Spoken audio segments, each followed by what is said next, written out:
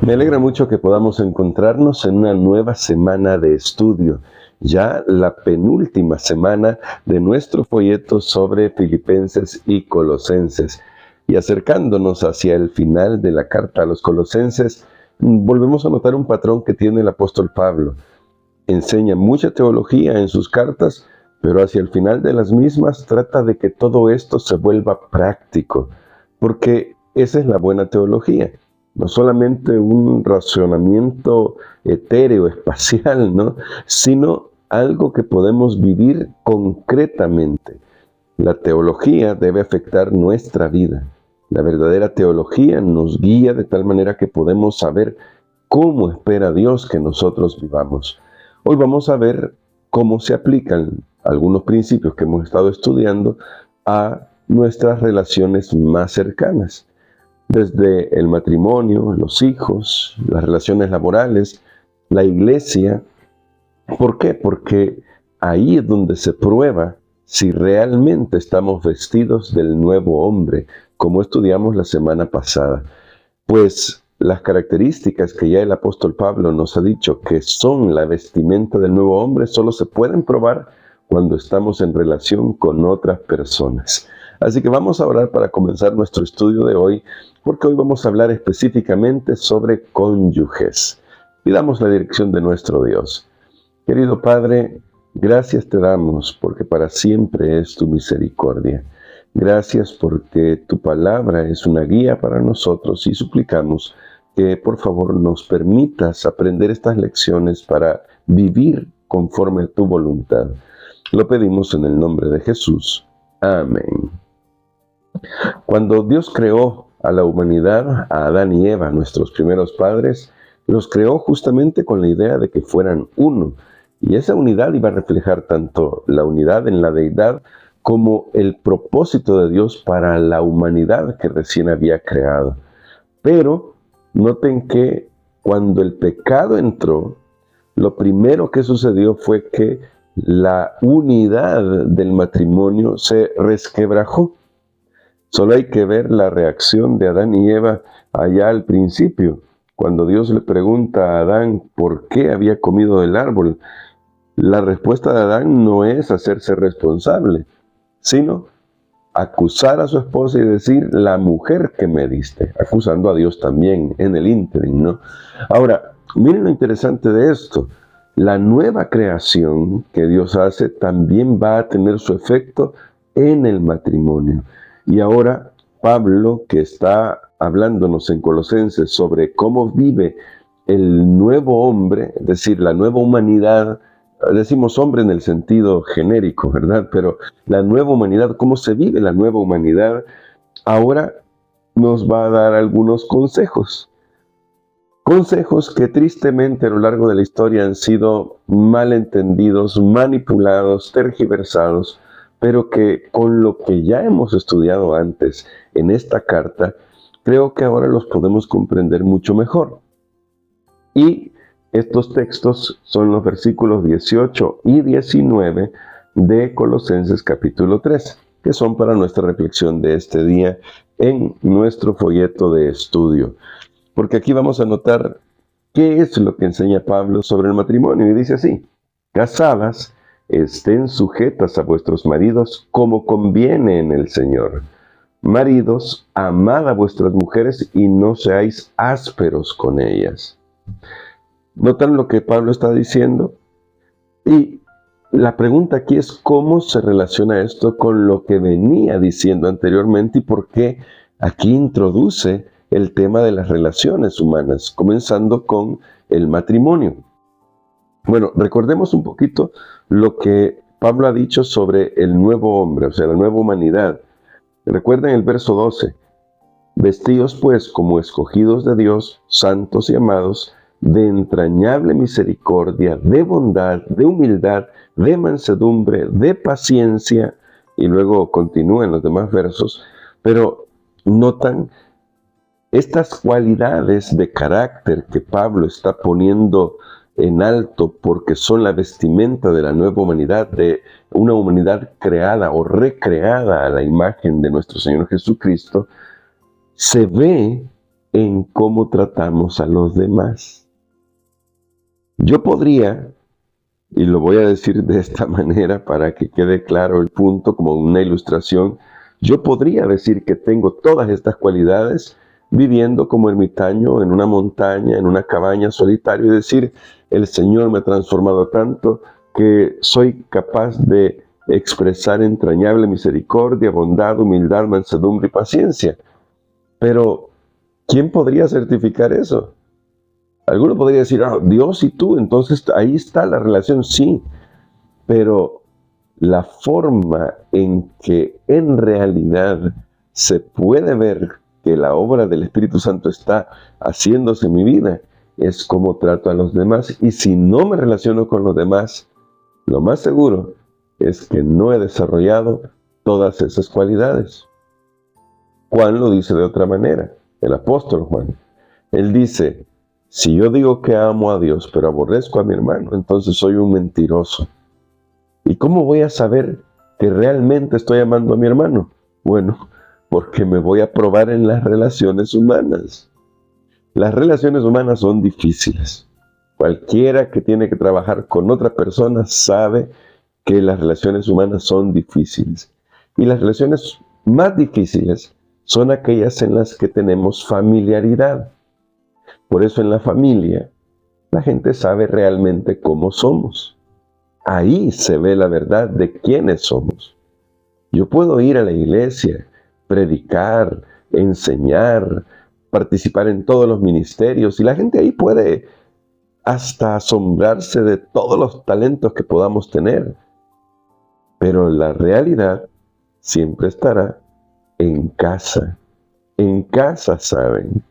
Eso me recuerda a esa historia de la esposa que cuando el esposo, líder de iglesia, estaba predicando, decía, amén, amén. Estaba en la primera fila la esposa, amén. Y cada palabra de sus sermones eran señaladas por la esposa con fuertes amén, con fuertes gloria a Dios. Y un día alguien por curiosidad le dijo, mire, yo veo que usted apoya mucho a su esposo cuando está predicando. Y qué bueno, porque eso demuestra que es un hombre de Dios. Sí, le dijo, ese es un hombre de Dios cada vez que se para ahí en el púlpito, porque en casa es un demonio. Y es terrible que nosotros los cristianos tengamos una cara en la iglesia, en la calle, en la sociedad, y otra muy distinta en casa. Entonces Pablo, luego de que nos ha dicho cómo se vive en la nueva humanidad, ahora va a la primera relación. Casadas, estén sujetas a vuestros maridos. Y tristemente muchos a lo largo de la historia pararon ahí y no leyeron ni el siguiente texto ni la última parte de este versículo. Y es fácil leer, casadas, estén sujetas a vuestros maridos y decir, bueno, entonces, porque por ahí hay algunos memes sobre esto, ¿no? Entonces las casadas tienen que hacer lo que diga su esposo sí o sí, porque él es el marido. Y ahí sí se acuerdan de todos esos textos, como en Efesios, que dice Pablo que la cabeza de la esposa es el esposo.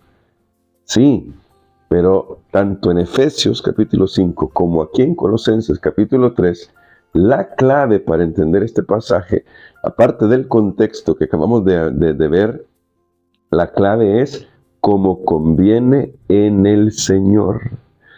Es decir, una esposa debe sujetarse a su marido porque primero se ha sujetado al Señor. Primero es una fiel cristiana y como fiel cristiana que es, va a servir a su esposo. Pero lo va a hacer en tanto que sea congruente con su fe, congruente con su servicio al Señor. No hará algo que no haría por el Señor. No hará algo, no se verá obligada a hacer algo que no haría por Dios, por el Señor Jesucristo.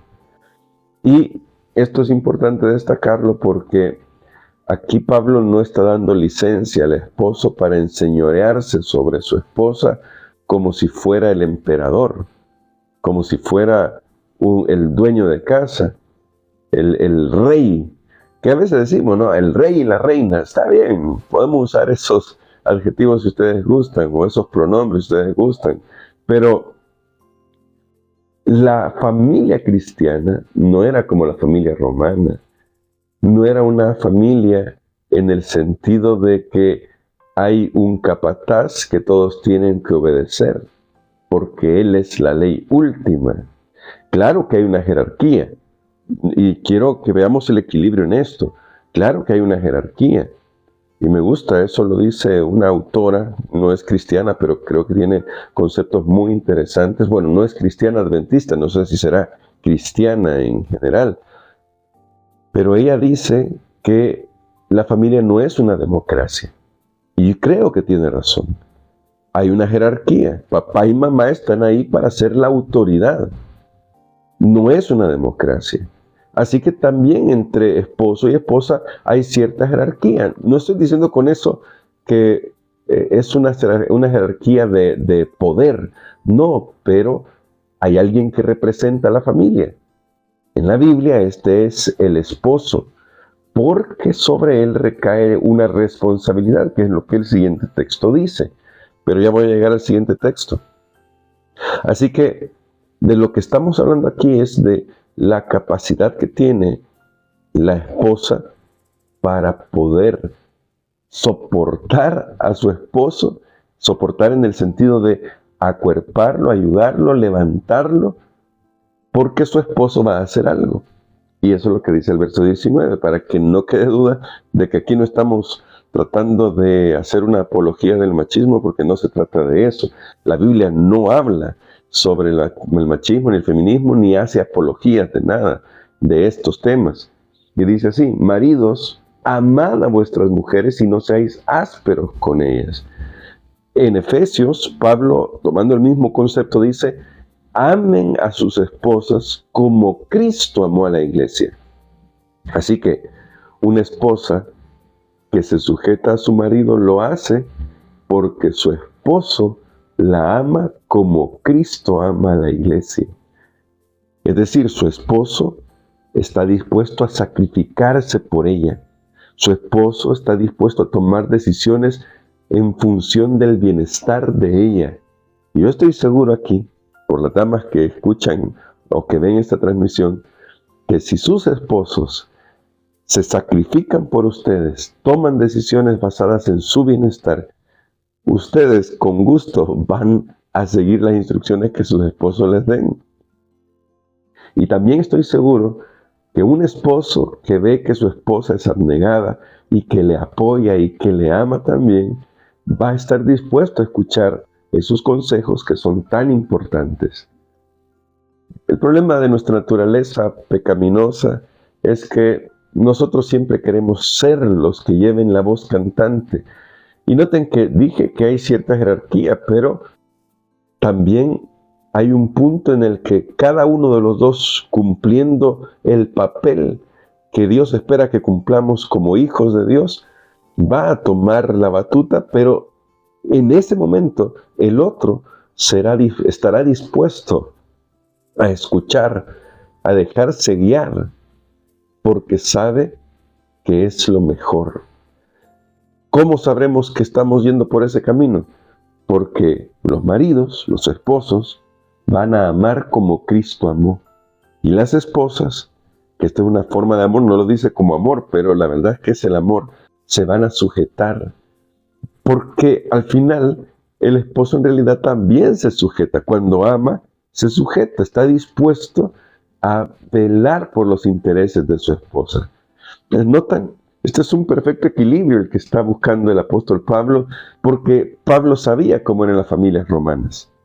Y Pablo sabía cómo son las familias en las que no gobierna el Espíritu de Dios. Así que este es el ideal de Pablo. Y para vivir este ideal se necesita que el Espíritu de Dios more en el corazón y more en la familia. Por eso la devoción familiar es tan importante. Mañana vamos a hablar un poquito más de esto, pero hoy concentrados en el tema del matrimonio, en el tema del cónyuge, del amor al cónyuge, tal vez podríamos expresar algunos principios con los que termina también nuestra reflexión de la lección de este día. Y el primero es que un principio sano para todo matrimonio es la reciprocidad.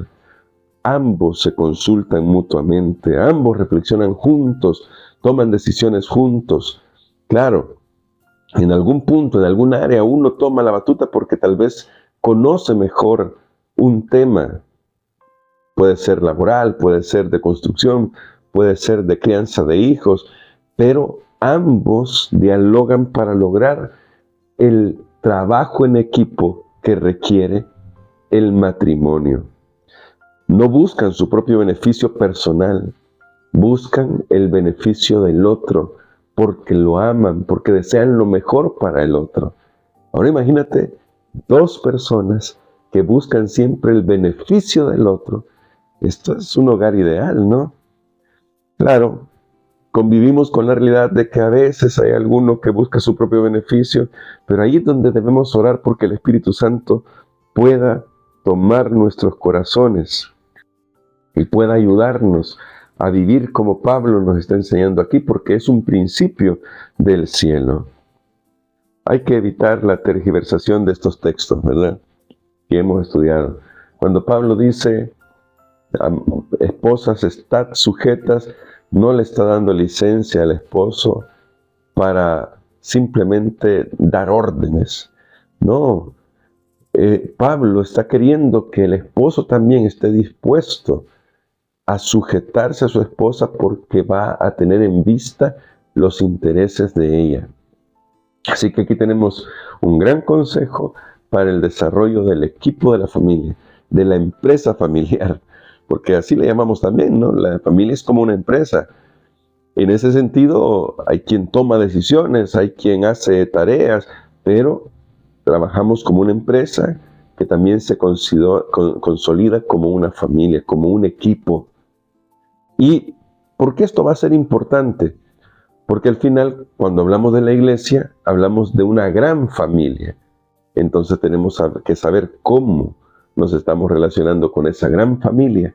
Y un buen termómetro de eso es cómo me estoy relacionando con la persona más cercana a mí, que es mi esposa.